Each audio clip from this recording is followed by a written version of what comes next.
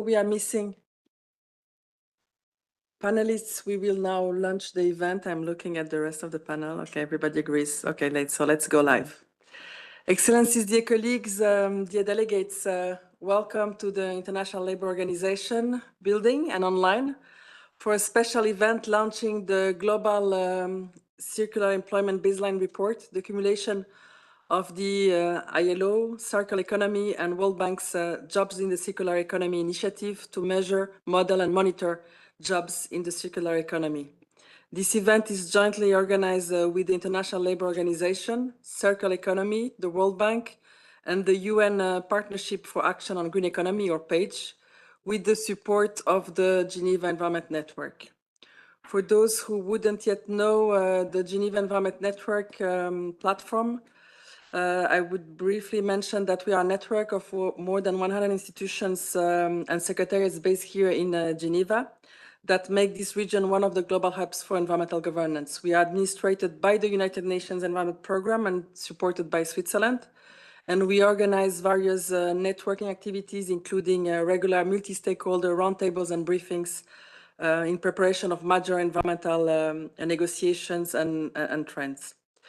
Both ILO, UN PAGE, and the Geneva office of the World Bank are part of this multilateral environmental ecosystem, advancing action to tackle the triple planetary crisis of climate change, nature loss, and pollution. And in the first semester of 2023, while many events were still hosted online, we had the pleasure to host a virtual session launching the initiative Jobs in the Circular Economy of the ILO, Circular Economy and the World Bank. The report that they are launching today is the culmination of 3 years of collaboration between these three agencies, as you will hear, aimed at putting data and practical tools in the hands of policymakers and decision makers to accelerate a just and job-rich transition to the circular economy. Mr. Casper Edmonds, the head of the International Labour Organization Extractives Energy and Manufacturing Unit, will chair and moderate the session. And we thank him for welcoming us here at ILO and offering us to co-host this event. It's good to travel around the International Geneva to explore and showcase how the different pillars of governance are advancing environmental governance. Ms. Nadita Datta, who should be joining us soon, who is the Global Head for Gender and Economy Inclusion Thought Leadership at the International Finance Corporation, will be also moderating the panel session. And so before I hand over to Mr. Edmonds to formally welcome you, I would just like to remind everybody that the documents presented, the summary as well as the video of the event, will be made available as usual on the webpage of this event. We keep reminding this because that's always the most popular questions we get. The transcript is also available for who has joined us online in over 100 languages, and there's a slide explaining you how to access it. And for those who are joining us online, there's also a Q&A toolbox, so slider where you can post your questions, and that those will feed the discussion if time allows. So without further ado, Mr. Edmonds, over to you. Thank you very much, Diana. And indeed, one of the circles we're closing today is the Geneva Environment Network Loop, because the initiative was first launched in May 2023. And since then, a lot of people in this room have worked hard for the report we are launching today. So it's great to end this phase of the initiative where we started. Thank you. On behalf of the ILO, Circular Economy and the World Bank Group, as well as our PAGE partners, it is a great pleasure to welcome you, all participants today in this room and online. Thank you for joining us today for the launch, the release of this first Global Circular Economy Employment Baseline Report. Namita, who will be joining us online, and I have been dreaming about this moment for many years, actually for 5 years since we first started talking about how cool it would be to have more evidence of jobs in the circular economy. And I think I speak for all of those here in the room and online who helped create the report and who contributed to it, that today is a day of dreams come true.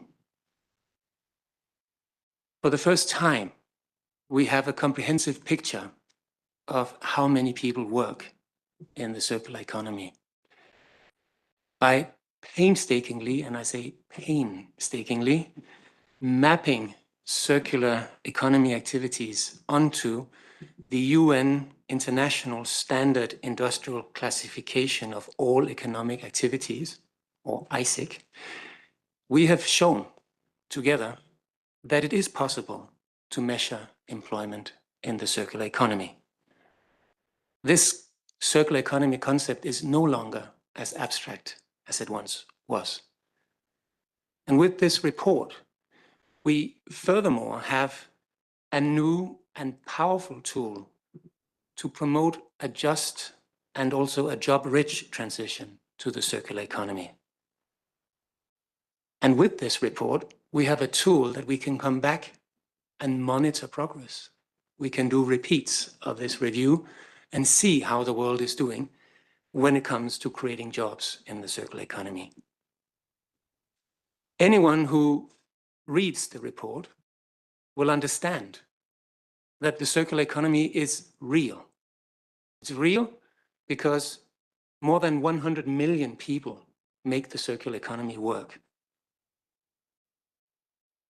Policymakers, investors, employers, and workers, and all other key stakeholders now have proof of the potential of the circular economy to generate opportunities for sustainable enterprises and to create jobs.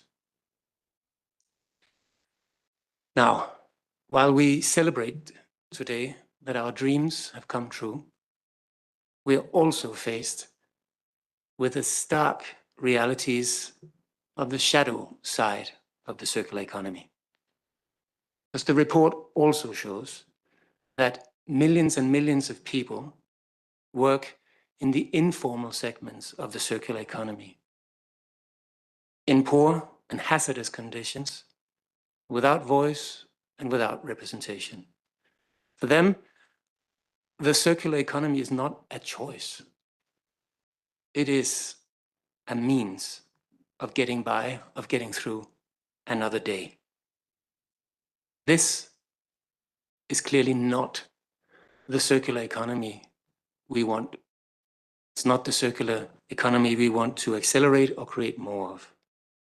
And that's also why this report is such an important milestone.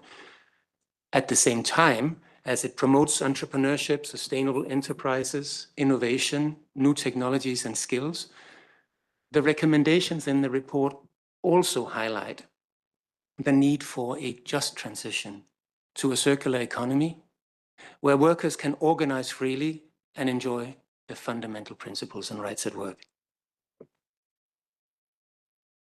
Today, with this report, in addition to the numbers, what we also do is we recognize and make visible the hard and often overlooked and invisible work of the millions of employers and workers around the world who care for our planet by preventing waste or by turning it into value.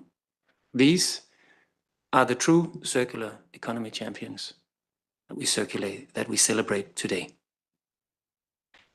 In just a few moments, I will hand over the floor to Esther from Circular Economy to share the findings of this much awaited report with you. And Namita, we hope she will join online, will then moderate a panel discussion. I see she's there. Hello, Namita. Will moderate a panel discussion on the imperative of inclusive jobs in the circular economy transition with members of our advisory board and also a circular economy entrepreneur. After the panel discussion, I will support Namita in facilitating question and answers from this room, so please don't be shy, and also for those of you online. And finally, Stephen, who is the chair of PAGE, will offer his reflections on the report and our panel discussion today before we bring the session to a close. With this, it's a great pleasure, Esther, to hand over the floor to you, for you to kindly share with us the key findings of our new baseline on circular economy employment. Esther, I should not forget to say, is the lead of the Circular Jobs Initiative at Circle Economy. Over to you.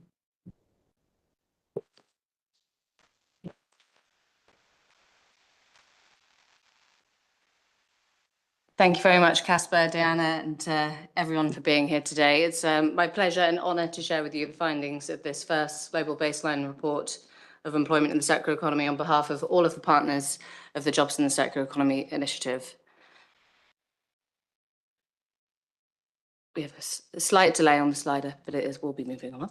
And as Diana and Casper both said, today's report is the culmination of 3 years of collaboration between our agencies with a commitment to building the evidence that can advance innovation, sustainable enterprise development, and decent work for all in the circular economy. But we haven't just been working alone. We've been working with the very valued support of the Partnership for Action on the Green Economy and our expert international advisory boards, which I'm very pleased to say 3 of them you'll hear from on the panel today. And what we've worked together to produce is indeed the first global baseline of employment in the circular economy, which covers 177 countries of 187 ILO member states, 8 of 9 broad ISIC sectors, as Casper said, both workers critically in the formal and informal parts of the economy, jobs held by men and women with a focus on direct circular economy employment. And I thought I'd share a little bit about the methodology before we jump into the findings, but we'll keep it light. So in line with the aim of the Jobs in the Circular Economy initiative is to support international alignment on how we define, measure, and eventually model circular jobs. We had a couple of criteria for developing the methodology. So, of course, we wanted it to be internationally applicable. So we have relied on internationally available frameworks and data sets. We've also tried to build on existing efforts to define and categorize circular jobs, so that of the French Environment Agency, of Eurostat, but also of Circular Economy and UNEP. And we really wanted to focus on building an accurate picture of current employment in the circular economy so that we can have a strong baseline that lays the foundation for future modelling studies that will better reflect the regional realities of how people live and work in the circular economy today. And the result is a building block approach. So we classify economic sectors as whether they are fully circular, and all jobs in those sectors count towards the circular economy, as well as partially circular sectors where we use coefficients to estimate a share. And the idea is that there's something for everyone. So this allows countries and institutions to apply maybe one building block if they're interested in just the fully circular economy, or also build on the blocks of the partially circular sectors. And this, for those interested, gives a little bit more detail on the levels of the methodology and the sectors that are included. So you see the list of fully circular sectors and the approaches that we use to estimate circular employment in our 3 partially circular sectors, which are construction, manufacturing, and mining. And we also importantly highlight here that agriculture was excluded from this study due to the lack of an international agreed definition or classification of what activities constitute circular agriculture. But it's a huge priority for an additional building block to our methodology in the future. So on to our findings. We find that 5 to 5.8% of the total workforce in scope for this study is working in the circular economy. So that means at least 121 to 142 million people are working in the circular economy today. We find that 26% of these workers are women, and that the majority are working in that first block of the core of the circular economy, in the fully circular sectors. So these findings, and those that we'll dive into a little bit more detail, really underscore that the circular economy already shows huge social and economic potential, and also the scale of work and workers and the diversity of those involved in the circular economy. But also, as Casper started to introduce, these numbers also likely mask the huge swathes of people that are also working in the circular economy, but are not fully captured by official statistics as of yet. So we might expect many more women to come up in these numbers. And of course, the contribution of the informal sector we have counted, but we expect to be much larger as well. So if we look into sectors, we can see that a few key sectors are driving circular economy employment. So repair and maintenance represents 46% of total circular economy employment globally, followed by urban transport and manufacturing. And we also see that some key industrial sectors show low circular economy shares. So for example, in manufacturing, only 7.5% of total sectoral employment is circular, and for the construction sector, 3.1%. So what we think this shows is that there's huge untapped potential to scale up circularity and with it employment in these key sectors, would that really have that capacity for scale. If we look across regions and income groupings, we see moderate variations in regional shares, so 6.4% in the Americas to 4.9% in the Arab states. We see that Asia and the Pacific, and in particular upper middle income countries in this region, are really driving global circular economy employment. And I think what this scatter graph, which I hope is a little larger for those online, shows is that the relationship between country income and circularity is not straightforward. So as you'll see, as you dive into the findings in the full report, the nature of circular economy employment is very much shaped by country income, by technology, by the formality of the workforce. But high income does not necessarily directly translate into more circular economy employment. As with the wider world of work, we see that informality is a defining feature of the circular economy, with particular presence in Asia and the Pacific, Africa and the Americas, particularly prevalent in low middle income and low income countries in transport and repair. But we also see that there's a lot of variation. So in the Americas, for example, informality is at 11% in the higher income countries, then up to 85% in low middle income countries.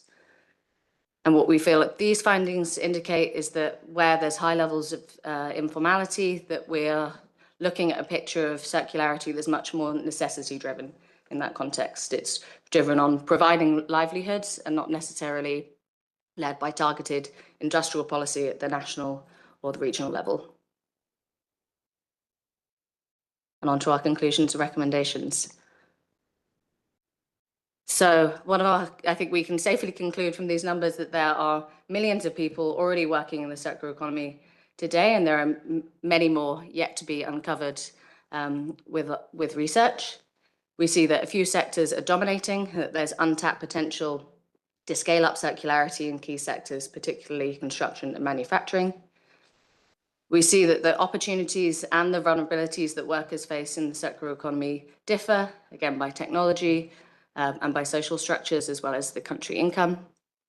And this is reflected in the nature of more high tech, infrastructure-dependent formal jobs in more industrialized economies, and these more labor-intensive, necessity-driven occupations in the lower income countries.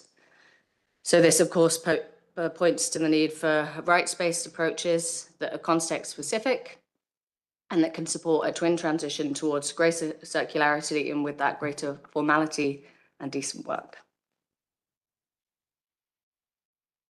Another key conclusion that we've had in working across this project is that there are still significant data gaps that stand in the way of us understanding the true impact of circular economy and policies today and those that might be put in place in the future. And we need to recognize that current data does underestimate the scale and the diversity, particularly of informal workers, of women and secondary occupations that people hold. And we need to be cognizant of this, understand that the risks that might be of basing policies largely on data that could underestimate ripple effects, particularly for lower income countries. And we believe by expanding the scope to additional sectors, in particular agriculture, but also integrating decent work indicators, we'll be able to better serve the diverse world of work that we know is present around the world. And just one side with our recommendations, and I invite you to dive into them in full, aligned to the nine policy principles for the ILO's Just Transition Guidelines, is that we want to ensure that all circular economy policies are aligned with international labour standards and embed social dialogue. So we need strengthened data systems to support this dialogue. We need to be clear about the risks and ensure that circular economy policies we put in place with good intentions don't exacerbate existing social vulnerabilities in the contexts where they'll have effect. We need interministerial coordination, policy coherence, so not just the Ministry's environment, but labour, finance, economy. And they need to work with the world of work actors to ensure that employers and workers have a seat at the table in this policy design, so that together we can design targeted investments and context-specific strategies that support an inclusive transition to circularity. So with that, I thank you for your attention, and you can scan this QR code to download the report directly. Thank you very much.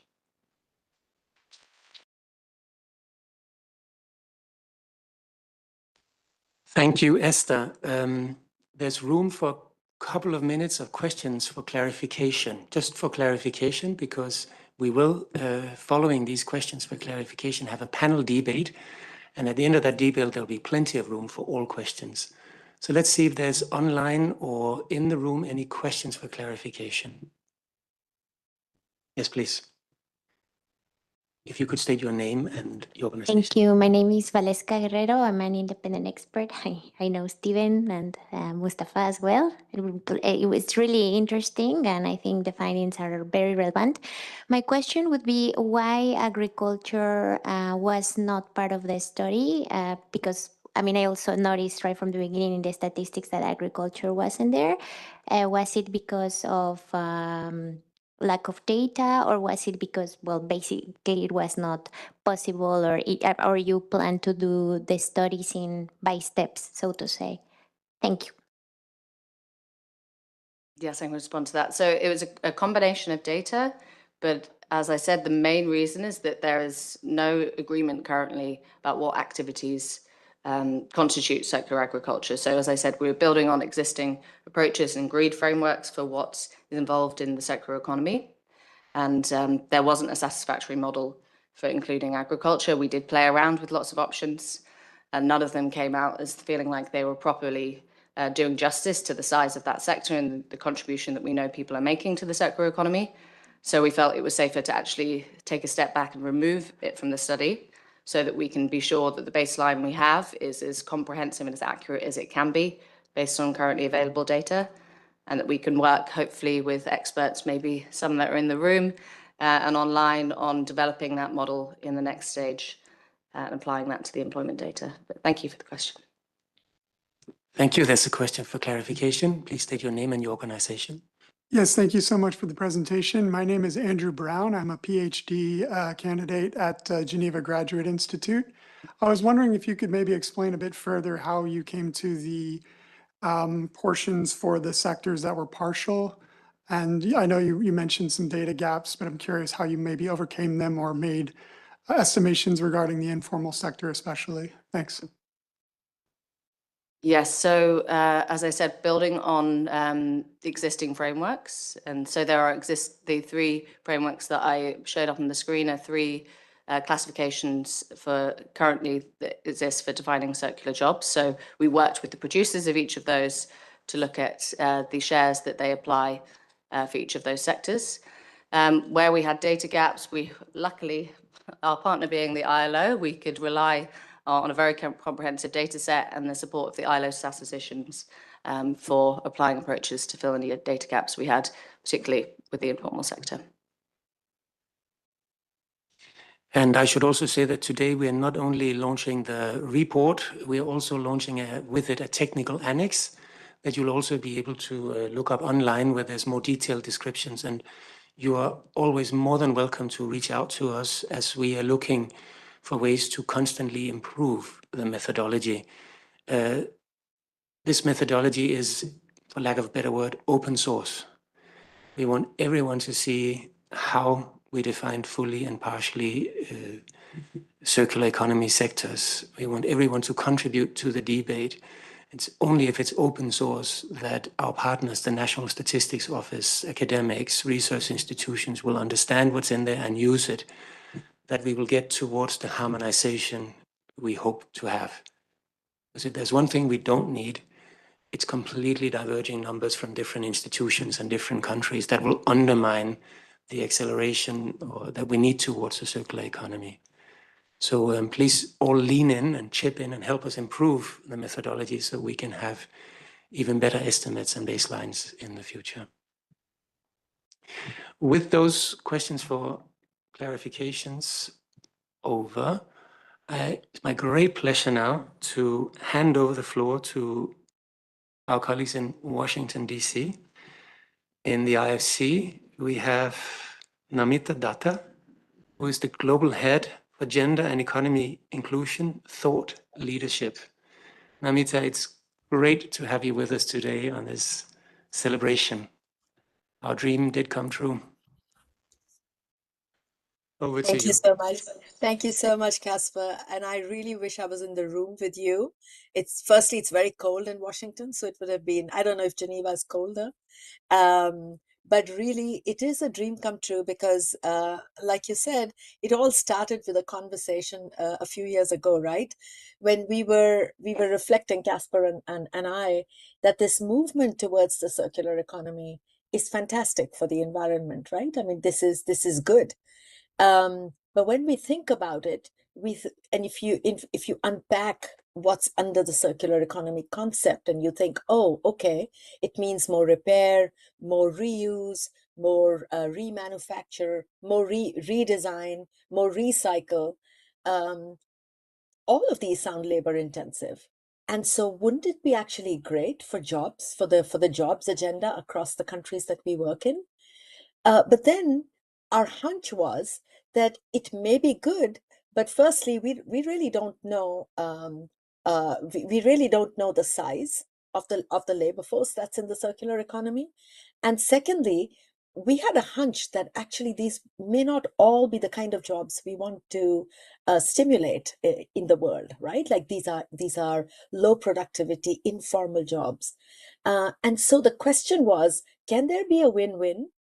And so that was the sort of the kind of discussion that we had, and that led to all of these efforts that went in, all of the partners that joined hands, and really big thank you to all of the partners who joined hands with us. So let's dig into this question. So now that we have a baseline, let's dig into whether there is a win-win here in promoting something that's good for the environment, but also promoting something that is good for jobs for people around the world. And I'm so happy that we have such a wonderful panel today. So most of them are online though, except I think Robert. I can't see the room so well, but I want to just introduce the panelists. Robert Markinovich, who's advisor climate change at the International Organization for Employers. Hello, Robert. I think you're in the room, right? I can't see you though. Yeah, I'm here. Also, hello, Robert. We also have Diana Junquera, who's Director of Energy Industry. Sorry, my throat is really out today, but I hope you can hear me well. She's Director Energy Industry, Industrial, which is a really large global union that represents workers in the mining, energy, and manufacturing sectors, all sectors that are sort of at the heart of the circularity conversation, right? So welcome, Diana. We also have Joachim Bento de Souza, who's Senior Professor and Economist at the University of Sao Paulo. Very nice to see you online. And then we have Kidis Asfar, who's founder and CEO of Cubic. Kidis does what we need more in the world, right? Like he is the founder of an environmental technology company that really literally does magic. It converts plastic waste to low carbon, durable, affordable buildings. So we want to really hear how he does that. So let's kick this off, and maybe we can start with you, Robert. So Robert, you really bring in the private sector perspective, and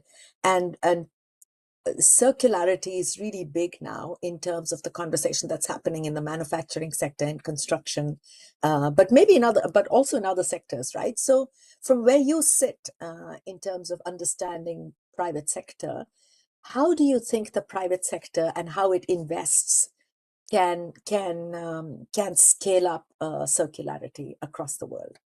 maybe over to you, Robert. Yeah, thank you. Thanks a lot for the question, and thank you for having me here today. Hi, everyone. So just before I start, maybe with the answer, for those who might not be aware, the IOE, International Organization of Employers, we're the representative of employers to the ILO. We're a global network of members, our member organizations who are national employers organizations, and they then represent companies at the national level across all sectors of the economy. So we've published a report this year actually on the circular economy, where we look at some regional trends and developments when it comes to policies. We look at some examples from across our network, and we also provide some recommendations when it comes to further progress. I think from my perspective, when it comes to the circular economy, it's great that this type of work is being done by the ILO and by organizations like Circle Economy. Also, when it comes to the broader discussion at, for example, conferences like the climate change conference, which took place a couple of weeks ago, where I was participating, the question of circularity and also the kind of socioeconomic impacts and elements around it is definitely growing, and also, like was mentioned, the interest of the private sector. I think like with many of these challenges, there are a lot of solutions out there already. There are a lot of good practices and a lot of interesting examples happening. Many jobs exist already in what is classified as the circular economy, as we've seen. The question is just to focus some of these efforts and define better what can work, and also find solutions for the transition to the formal economy. Obviously, for the private sector, when it comes to investments from the private sector side, obviously some incentivizing measures can help. Things like, whether it be tax rebates or whether it be, green public procurement or standards.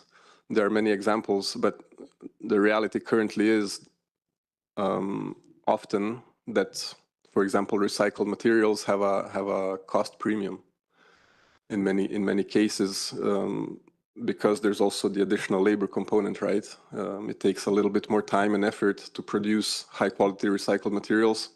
Therefore, there is a price premium. Therefore, for the private sector, it helps to have some sort of measure that smooths out that difference, right? So I think there's a whole series of policy measures we can put in place to incentivize this system, and in the European Union specifically, we have some examples like around repair and others. Industrial policies as well obviously can help a lot. But I think more broadly also, and what this work is a part of is further developing the evidence base, right? Having more and better data, having more and better examples of what works, showing business models, developing the business case further. Because I think another key challenge and barrier to pass through is still the question of expertise, the question of knowledge, the question of capacity. And this is where collaboration can be very important as well. Capacity building, knowledge development, etc. Because for many, at the end of the day, most of employment in the world is in the SMEs. A lot of people who own companies and who sell products or manufacture products, maybe they're not familiar with how they could become more circular. So I think there's obviously a case to be made for a systematic approach, right? We have to develop frameworks, we have to develop structures, we have to develop an ecosystem. I like to think about it in thinking of an example, like if you're an import-export company, or if you're a small manufacturer of parts for a bigger product. Usually you depend on some sort of suppliers, you depend on some sort of customers, right? And if you're looking for suppliers, I think today it's easier to find a supplier that doesn't necessarily have any particular sustainability standards around it. But if you're looking specifically for recycled materials or a percentage of recycled materials in a product, it's going to be harder. In most cases, there isn't a special marketplace for recycled goods. Or even if you're a consumer, you go on Amazon. Does Amazon have a category of circular products? I don't think it does right now. So I think there is an importance of developing this systematic, holistic approach that attacks the issue from multiple sides. So I'll just stop there for now, and I'm looking forward to discussing further.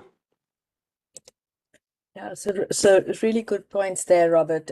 So government incentives, developing evidence base, and I think this report is kind of the first step in terms of establishing at least a baseline collaboration.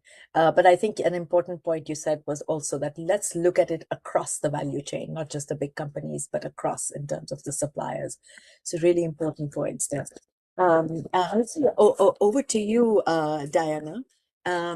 So you represent sort of the labor side of the question, and I wanted to ask you, what from where you sit, what would you like to see happening in the world in terms of maybe additional research, maybe additional programs, projects, interventions, government policies? What would you like to see happening so that from the workers' point of view, they are able to move to more higher value add circular jobs and don't remain stuck in the informal low productivity jobs that we, which are not decent? Yeah, thank you very much, Namita. Thank you, everyone. Yeah, from our trade union perspective, what we strongly believe is that quantity is not enough. If the circular jobs that we are seeing right now continue to reproduce what the model that it's currently happening in the labor market and the same vulnerabilities, what we are going to do is to save the problem, and we are not going to solve it. And this is not what we want. So we see some key areas that we should prioritize. The first one is that, as we have seen in the report, more than the 50% of these jobs are in the informal economy. So we need stronger policies to formalize these jobs, because we need to ensure the access to the social protection, to decent wages, fundamental rights like collective bargaining or occupational health and safety. So we need to focus on these policies to be sure that we can make this change happen. The second one is that we also know that Esther also mentioned it, that the circular economy employment is already concentrated in low-paid segments on the value chain. So if we want to improve that the quality of those jobs, we really need to invest. And investment requires investment in technologies, investment in skills that could allow those workers to move up in the value chain, in new sectors that we could value their wages and also become more productive. The other point that I would like to mention is that we can also see that we have workers that are coming from the traditional industries. We are also representing workers in the automotive sector, mining and energy, and those workers will need a very targeted support. This means that they will need some protection during all the process, the restructuring process, quality training. They will also need to be part of these decisions and real participation in the planning and so on. But all of this, it has to be done with social dialogue and with workers' participation, because what we always say is, if we are not at the table, we are part of the menu. And policies have to be can succeed if workers are part of the decision making, and these models are designing together and with a very specific purpose. Thank you. Thank you, Diana. So very clearly, very important that you talk about how, from the worker point of view, workers need to be at the table, and we need more investment in upgrading their skills, upgrading technology, and also making sure that they are offered social protection. But I was reminded of what Robert was saying. Right. So, I mean, there's already, like, I can already sense that this is tricky, isn't it? So Robert was saying that because these are labor intensive and because we are wanting the adequate social protections, right, there's a cost premium to it. So yeah, this is an interesting debate then, because what we don't want happening is a disincentive for the private sector as well, right? So how do we make this happen so that it's a win-win on both sides? But anyway, your comment just reminded me of what Robert was saying. But let's go to you, Kiddes. So we are really keen to hear about Build Cubic. Tell us about your company. What do you do? And what is the magic that you do? I wish it was magic. But first of all, thanks so much for having me here. So Cubic is based here in Ethiopia. We transform hard to recycle plastic waste into low carbon building materials. So think about anything that you need to make a wall, we make it. And this was actually inspired during a time that I used to work at UNICEF. We led one of the first circular economy projects in Cote d'Ivoire, where we built over 500 schools throughout the country. And as any foolish and ambitious individual would say, it's like, how can we do more of that? And that led me to leave UNICEF and start Cubic about 4 years ago.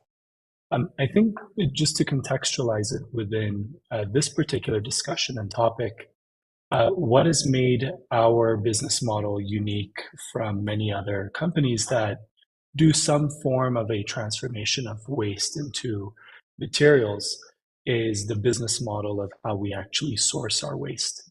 So just to give you some context, in a place like Addis Ababa, where I am today, there is almost absolutely zero formality when it comes to how plastic is recycled. And that creates many issues, some which have already been highlighted in this particular report.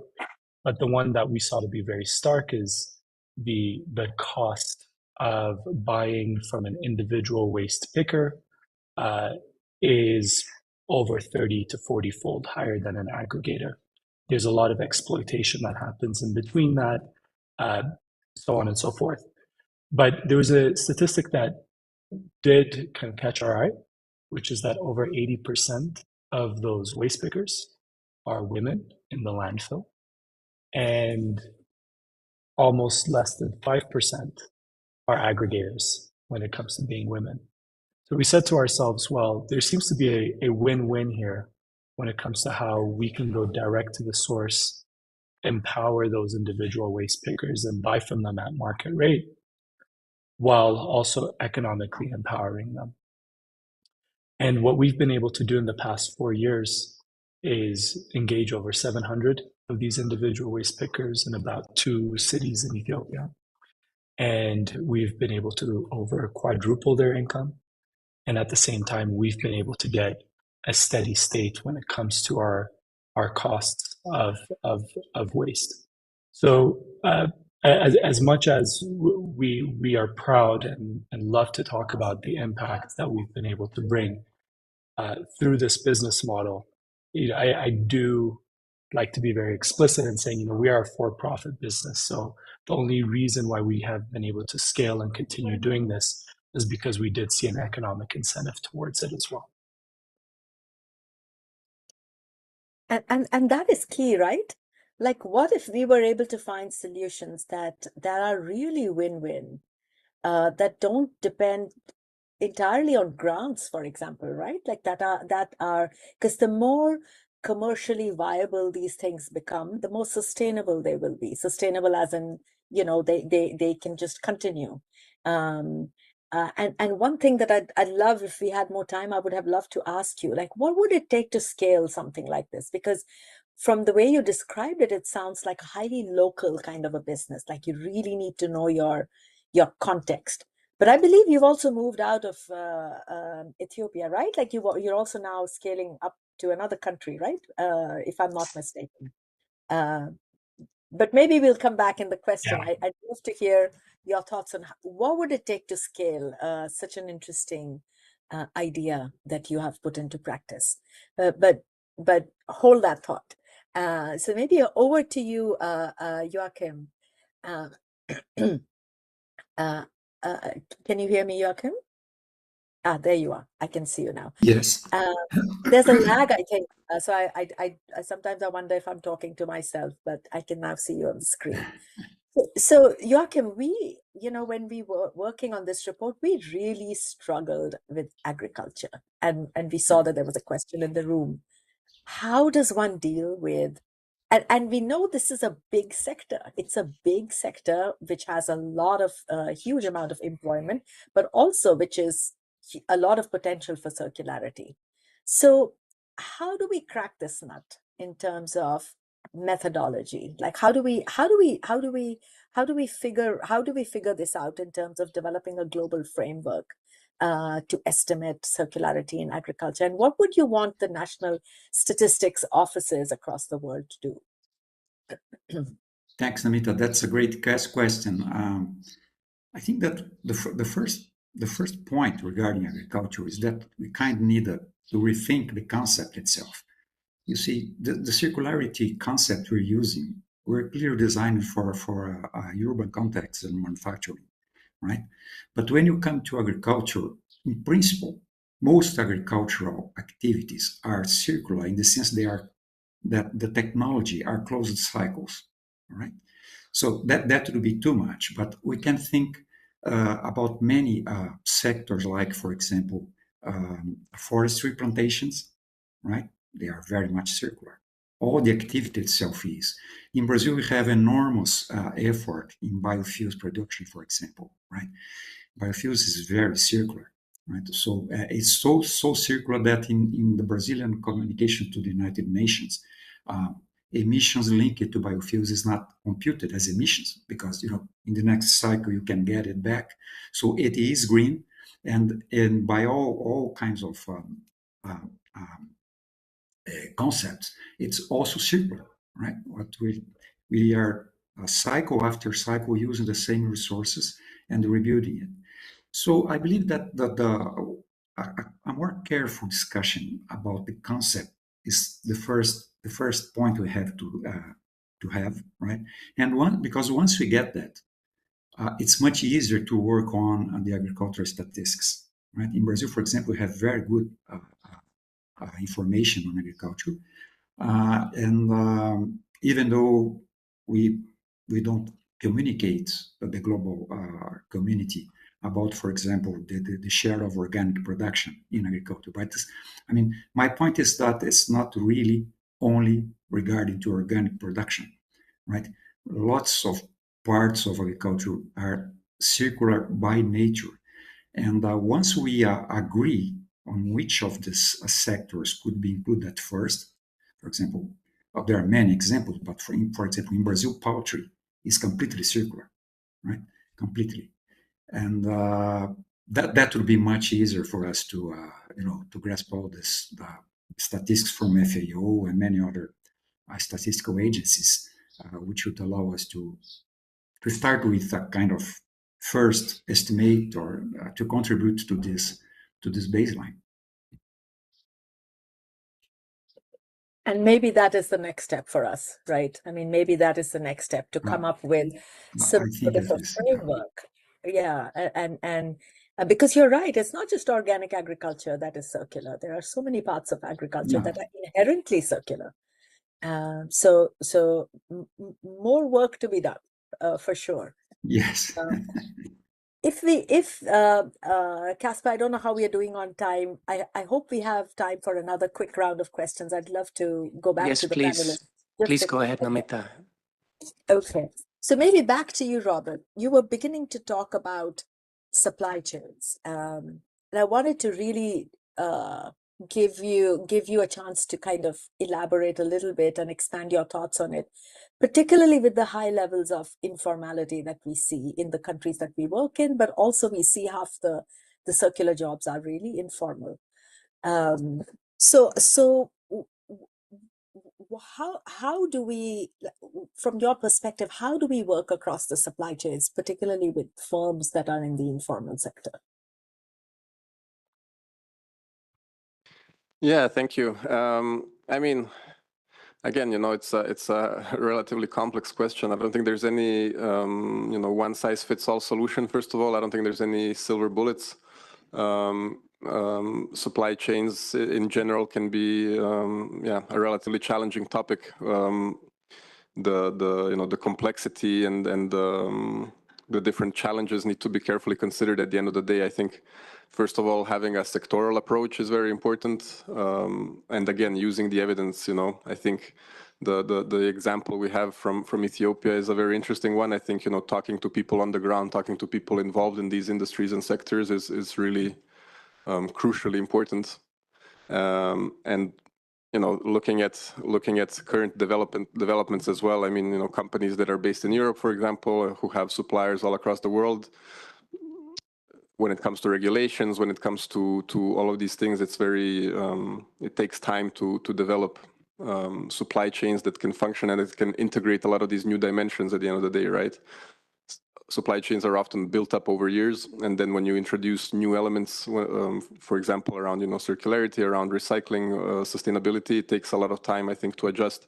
And a lot of the companies we talk with have in place, efforts and have in place like structures for talking with their suppliers, for talking with stakeholders. But it takes time, right? And again, it goes back to capacity building. It goes back to an enabling environment at the national level and the international level. And I think, you can have some win-win situations like the example we heard. And, one interesting thought I had while preparing for this panel is also thinking about some initiatives that seem to have a positive record so far. For example, a month or two ago, I was in another event organized by the ILO on what is called market systems development.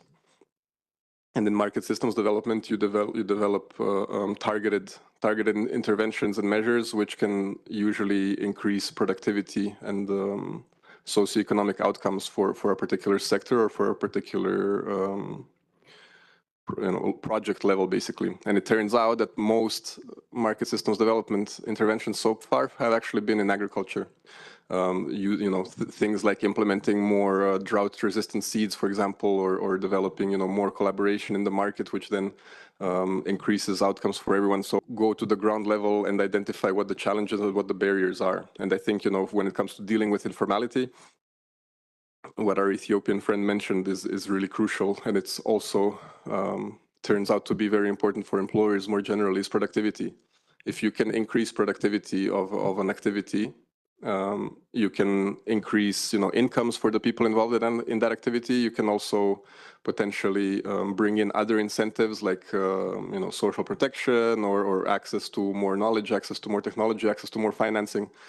So I think by improving the way some of these activities are done already in many countries, you can increase productivity, and you can also perhaps increase the skills of the people involved. And then that creates a kind of positive feedback loop, right? But I think, the crucial starting point is identifying the areas of intervention, and then, putting in place a pilot project, proving that it works, and then scaling it up. And just to wrap up, at the end of the day, it goes back to collaboration, right? You need to have the government working together with employers, working together with workers, often NGOs as well. And again, having this systematic approach that starts at the project level, that starts at, knowing the local context.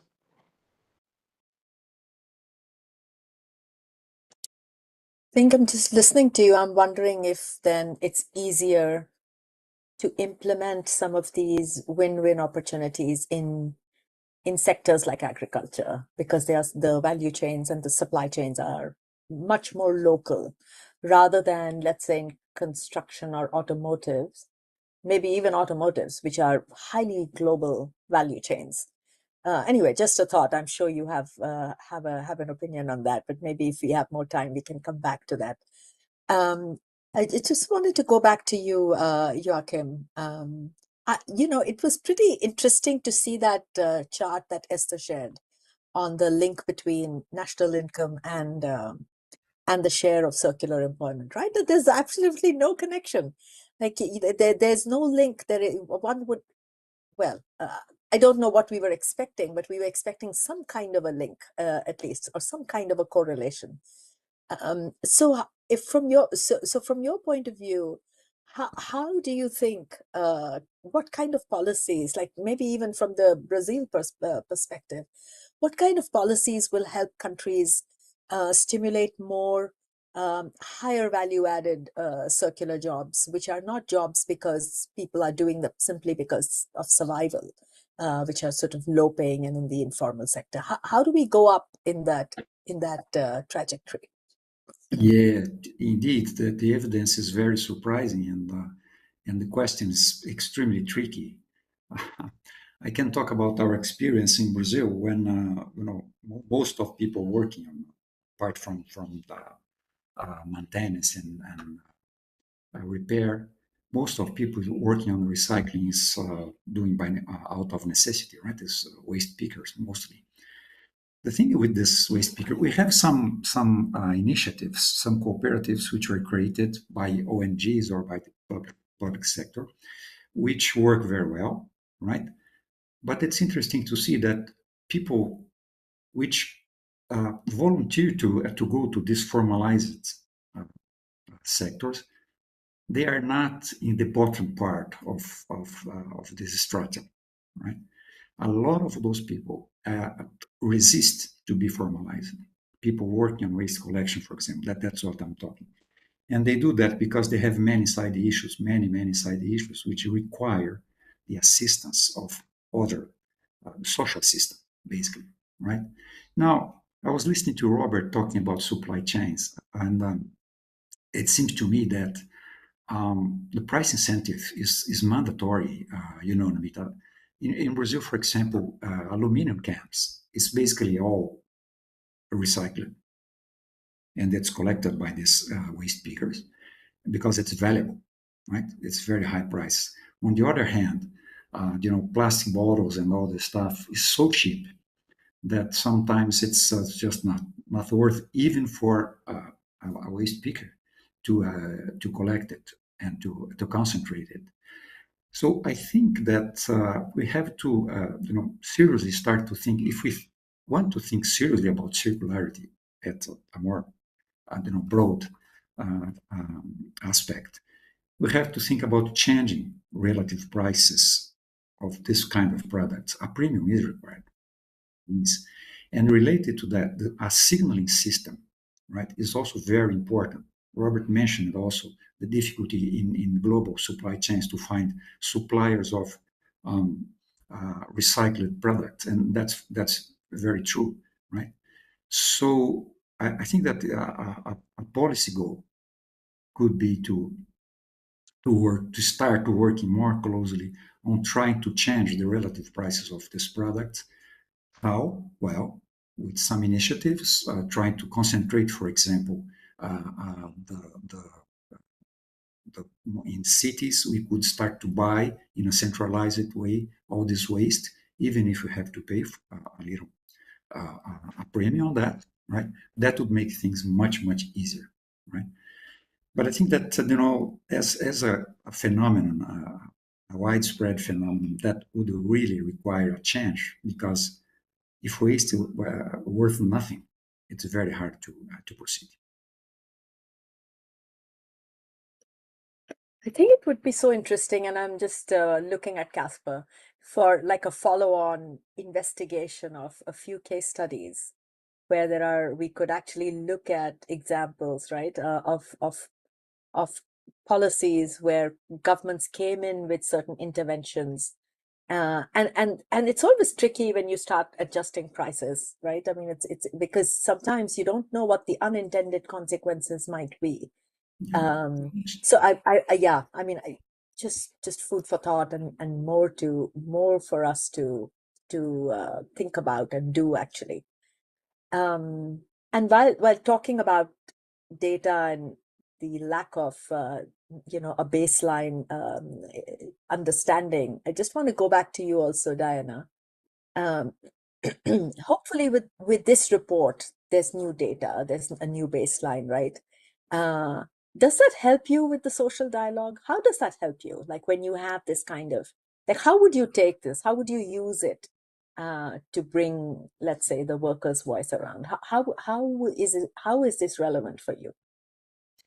Yeah, thank you. For sure, this is going to be extremely relevant. This will help us to to move beyond the big debates that we can have right now about the circular jobs, to bring concrete figures and specific sectoral trends that we can bring into the negotiations. It will also help us to know where the jobs are, the quality of those jobs, and the protections that those jobs are needed. That also will probably allow us to advocate for more effectively decent work policies, but also about the skills development, social protection frameworks. So I'm sure that will give us a lot of light, let's say, in our work with our members. But as I mentioned earlier, in many of these circular jobs are still low paid or low quality segments. So for sure, we will use it to develop industrial policies and circular economy strategies that will include formalizing informal jobs, improving occupational health and safety standards, or negotiating better working conditions that we can do it through the collective bargaining agreements. And for the idea is also to give access to women and young workers that are in these positions. So for us, having these global baselines will help us to connect the local struggles with international frameworks. So will allow us to engage more confidently, let's say, with stakeholders, and also to support our affiliates, our members in aligning, let's say, the bargaining and advocacy work that they are doing already in the just transition demands also in the circular economy. So for us, this basically will give us the tools, the vocabulary, the examples, as you are mentioning just right now, and for sure that will help our members to negotiate stronger agreements and to be stronger at the end of the day. That is so heartening to hear. And talking about women, I wanted to go back to you, Kidis. Tell us more about, like you were talking about how you started sourcing directly from the women waste pickers. What did it do to the women's lives there? I mean, it obviously must have improved their livelihood, their earnings, but give us a peek into how did your project transform their lives, women's lives? So many stories to tell. Maybe before I get into that, there's something that we've always understood. Like I mentioned earlier, we are a for-profit company that's trying to do good. And just like Joaquin mentioned earlier as well, there's certain aspects of empowering people's lives in this sector that shouldn't be done by us. It should be civil society, it should be not-for-profits, it should be government. So with that in mind, about a year and a half ago, we started working in a landfill in a city in eastern Ethiopia.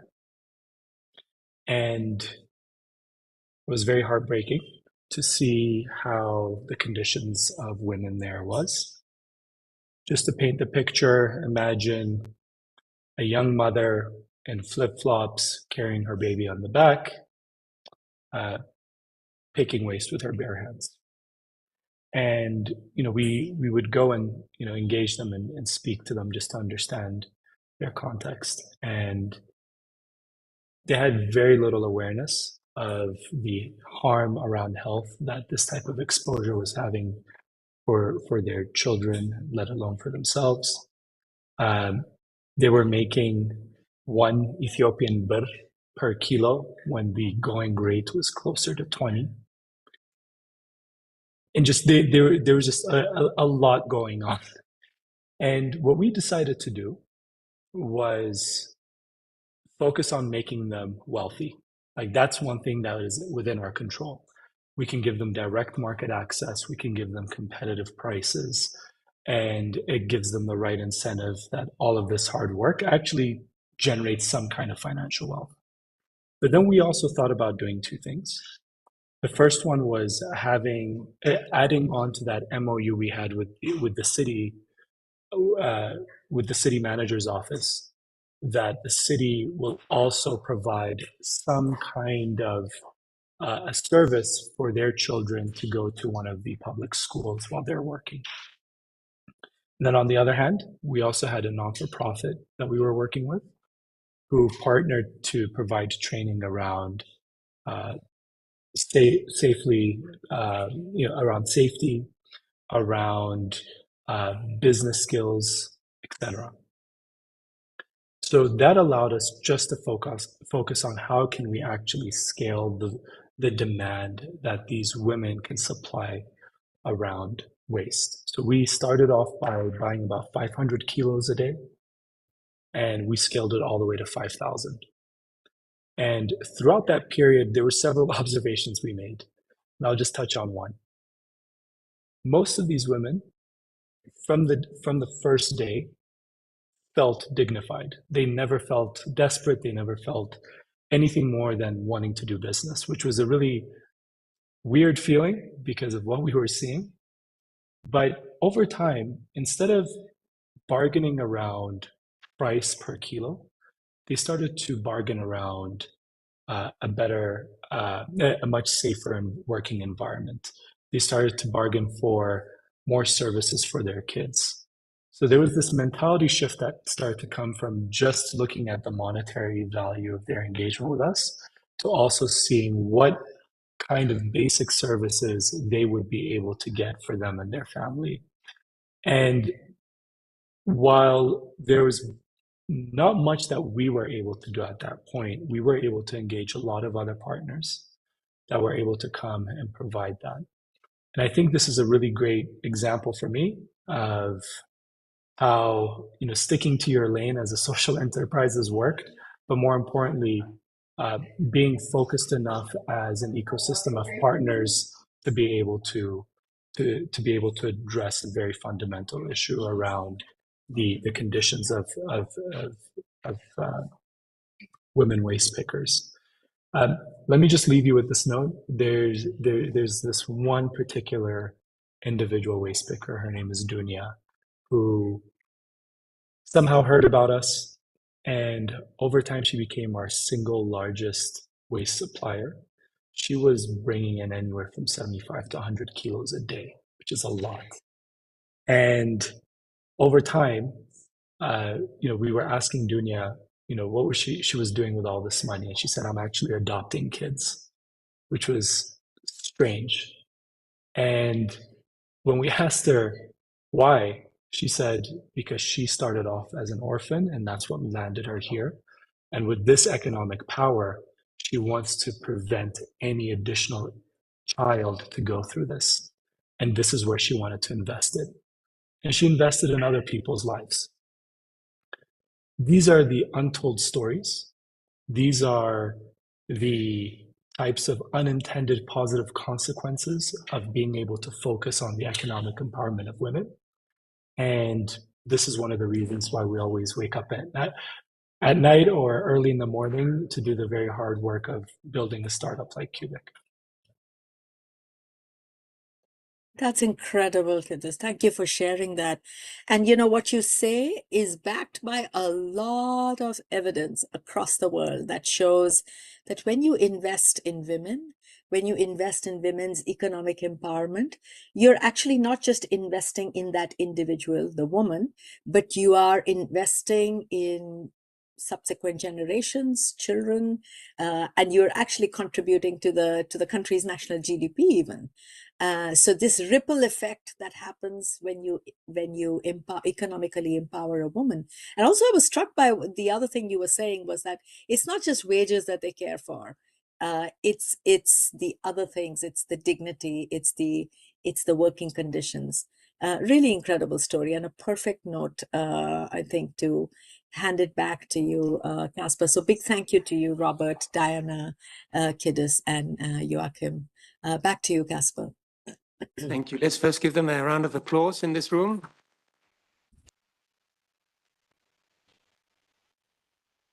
Thank you. And you're not done just yet, dear panelists. Don't switch off. We have time for questions. And since you all braved it up the hill to the ILO building, we'll start with this room. And then there's a few people online that have already asked questions. So this is now your time to ask the question you want to the panelists.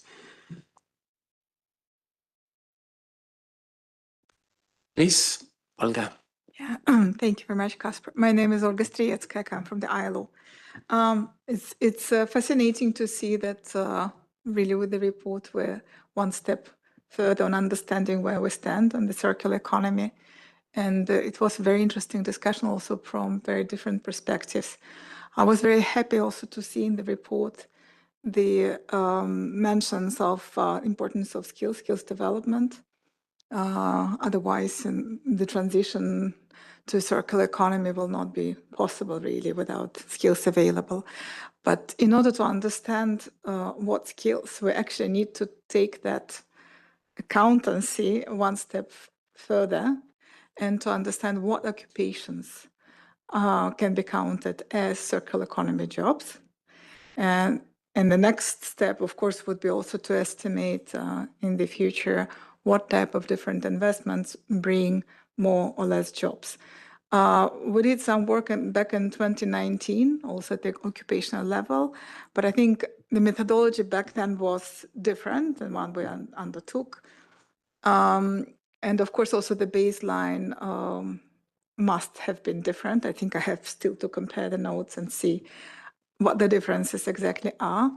But definitely, I think it would be very useful to take that another step and go into details, at least like more, perhaps 4-digit or even 3-digit, 2-digit, 2-digit or even up to 4-digit level of ISCO.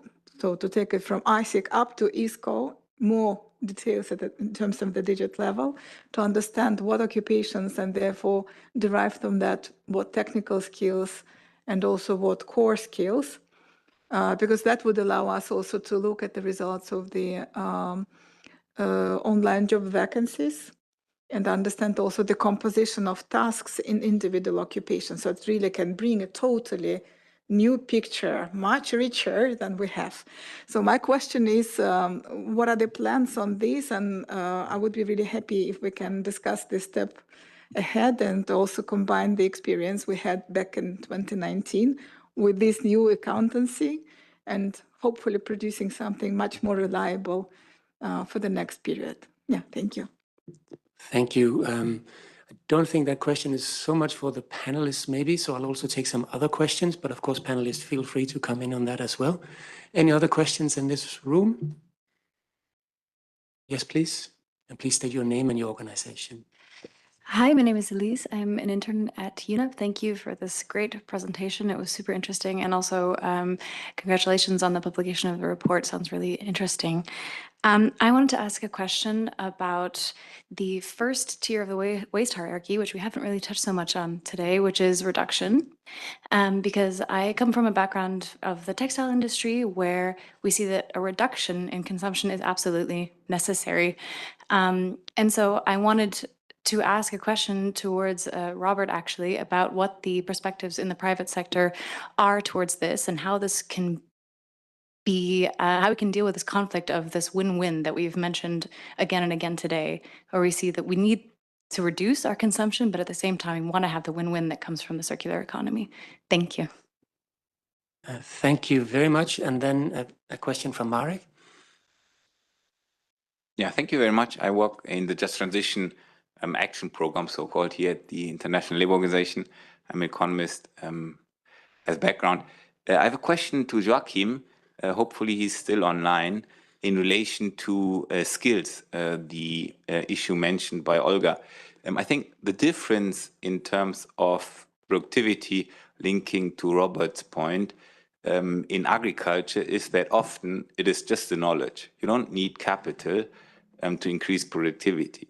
So if you have a field and you know how to manage your field, you can often increase the productivity by simply switching the technique. So I think investment in agriculture is particularly required in human capital development. So it would be interesting from Joachim, because you had mentioned, and this is also a plan, Caspar, we had discussed now to now look into agriculture in more detail, what is circular, what is not circular, and hence in a question about the skills in Brazil and the occupational profiles and the tasks, whether there is some knowledge or some understanding of productivity increases. I mean, the assay during COP was discussed highly and apparently was all available across the room on how to harvest, what to do with it, which requires very little investment or even no investment, but just knowledge to be shared. So maybe Joachim, any insights on the skills dimension in agriculture to distinguish then also the two sectors in agriculture that is circular, or forestry that is circular and that is not circular? Thank you. Thank you, Marek. And then there's a question online, which will be the final question for today. And that question is the following. Now that we know where circular jobs are, how do we make sure the value of a global circular economy is shared just as widely as the labor? I hope you have been listening carefully, dear panelists. I would suggest that first we hand the floor to you, Robert, and then to you, Joachim, and then Diana and Kidus, if you would like to come in as well. Kindly ask you to keep your answers short and to the point so we can wrap up at past. Thank you. Okay. Well, thank you for the question. I think it's I think it's a relevant and interesting one.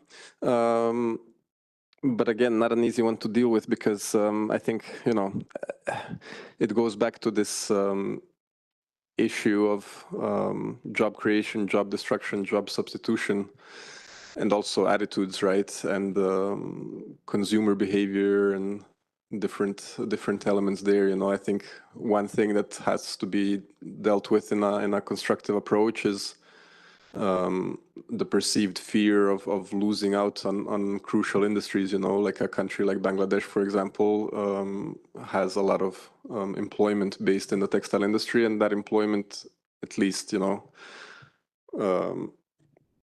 is perceived to be dependent on the kind of fast fashion model, right? So I think, again, it goes back to showing that you can have a different model. You can have a transition that does not put at risk the livelihoods of those people in the industry and the business models, the companies, right? And obviously, I think, from my personal perspective, I think reuse, repair can obviously play a role, but there's a question of economic diversification and again, going back to supportive measures like social protection, etc., education, skills. So I think, you need to have a transition plan in place, right? You need to have perhaps, industrial policies in place.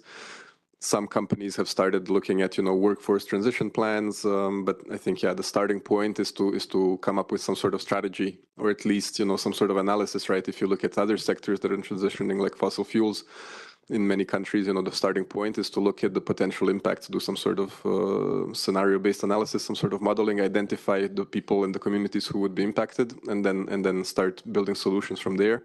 And of course, I think, no effective solution will come without involving the people that will be impacted, employers, organizations, trade unions, workers. So yeah, I think that's the starting point, but obviously it's not easy, and will require a bit of time. But I think, circularity can have the answers. Thank you very much, Robert. Joachim, briefly over to you, please. Thank you, Caspar. Nice to see you, Marek, and thank you for your question. I think that some agricultural activities are circular by nature, right? But we are slowly moving to even more complex kind of operations, which are even more circular. That's the case of agroforestry system and integration of pastures and livestock production with forestry as a system itself. That we have just concluding a research on this particular issue. The knowledge, human capital is definitely a tremendous difficulty in relation to the adoption of these new technologies. So the thing is that the way agriculture in Brazil is evolving, it's fast, very fast moving towards a very capital intensive agricultural system. And if we don't have a more system more directly to training the labor to work with this advanced technology, we're in trouble. And I am afraid we don't have it, unfortunately. Thank you. Thank you for that. Over to you, Diana. Thank Do you you. have any reflections? Yeah, thank you very much. Yeah, for us, this is all about, we are at the ILO house, that is all about tripartite engagement, governments, employers, and workers' organizations. We need to do all this together, the three of us, and we need to be together at the same table.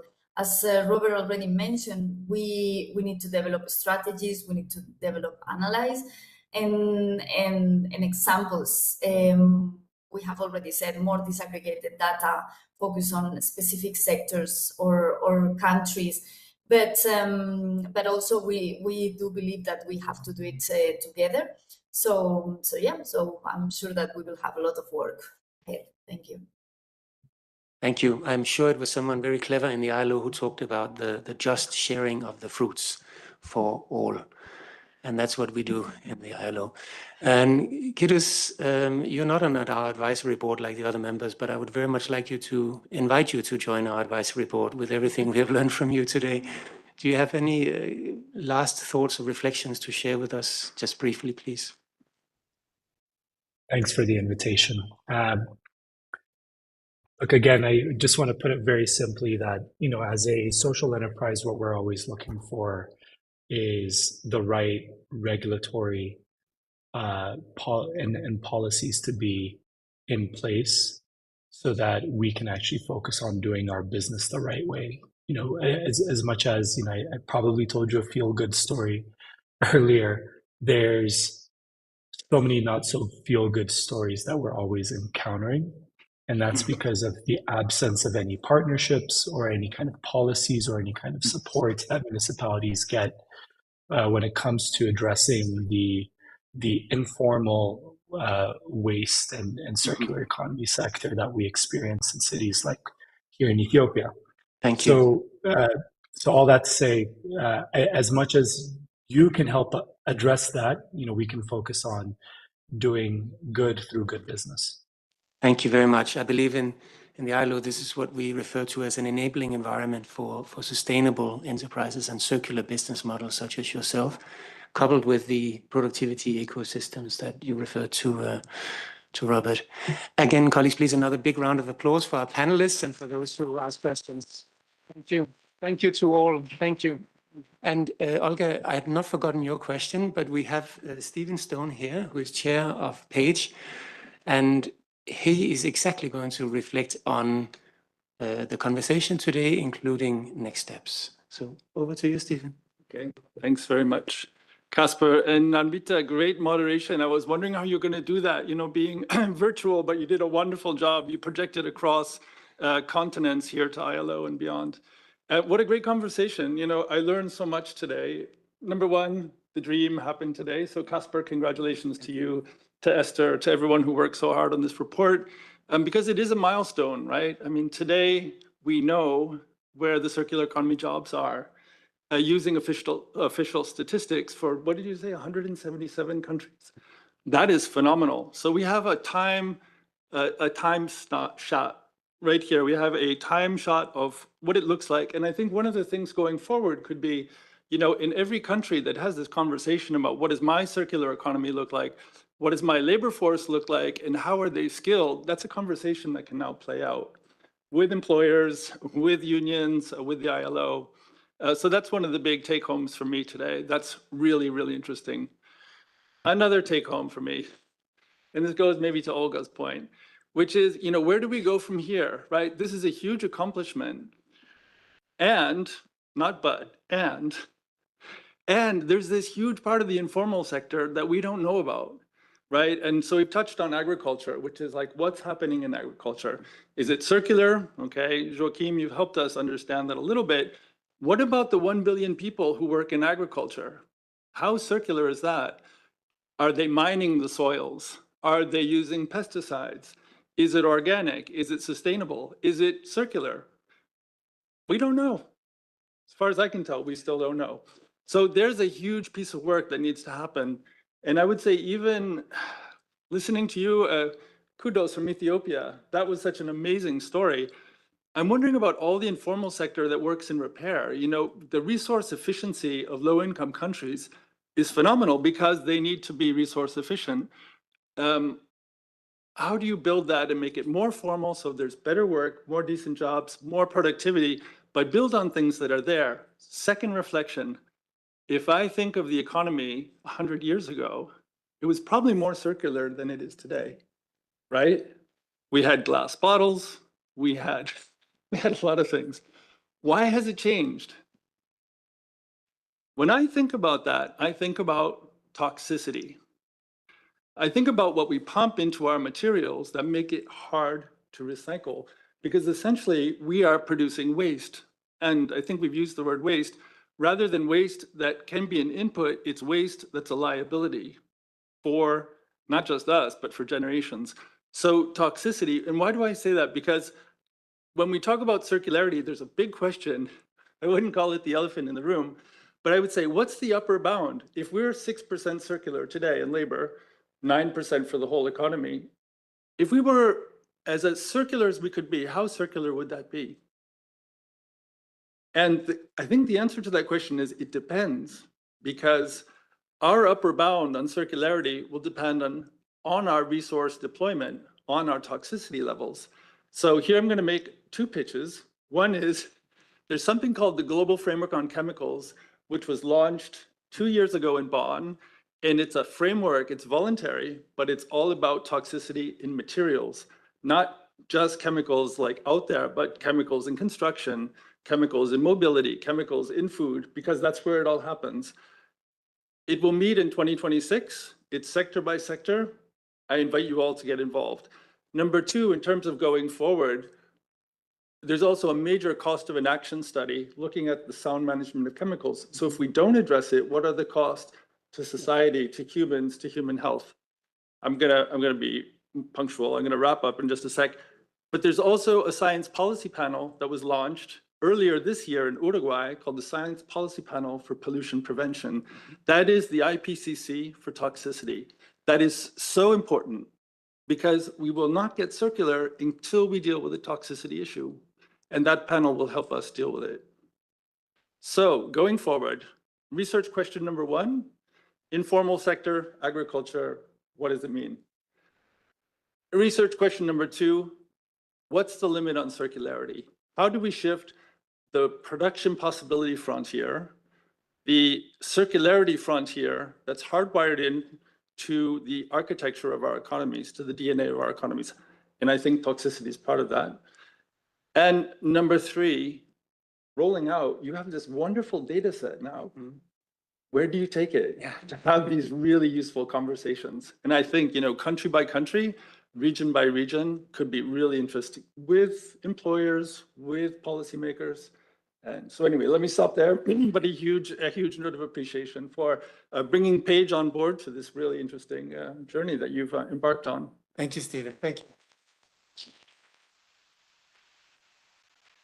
Thank you. And that leaves to me, just before we bring this session to a close, to say a few quick thank yous. Thank you to you, Stephen. Thank you to Paige for your strategic and generous financial and technical contributions that made this possible.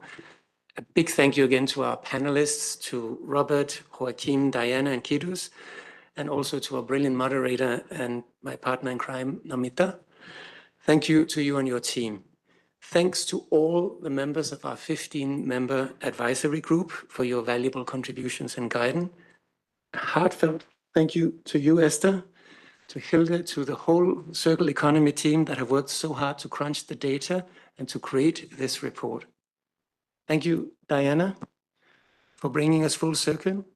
The support of you and your colleagues have always been there from the start, and now you're helping us share this report with the world. Thank you. A huge thank you to all the ILO colleagues that have supported this work for the many years that have gone, to Rie, to Mustafa, to my director, Frank Hagemann, also to the specialists that some are in this room, some are not, to Valentina from our statistical office, to Christoph, to Marek, to Rishabh, to Michael, to Tamina. Where's Tamina? Oh, there she is. Without your help, this would not have happened. And then there are all the colleagues, the technicians, our communications department, video conference services, security, and the colleagues in sector, the department where I work, that have borne over with me. And then a special person to thank is Edward, our team assistant. Couldn't have done this without Edward. Thank you, Edward. I hope you hear this. What we've tried to do today is to inspire further action. I hope you will leave this room. It's my genuine hope that you will do so. We have the data. We've heard some great ideas. We've heard where the issues are, but also some solutions. I hope this conversation will be a first to inspire action. It's a source of great encouragement, and it should be to all of us that we've already heard commitments. We've heard commitments from Diana on all the good work that Industrial is doing to organize workers. We've heard commitments from Robert. We've heard about the new report. We've seen examples of Kiddes. And I also want to share my own personal commitment with you. This is not the end. This is really just the beginning of another, hopefully super exciting journey that I hope we can all take together. Thank you.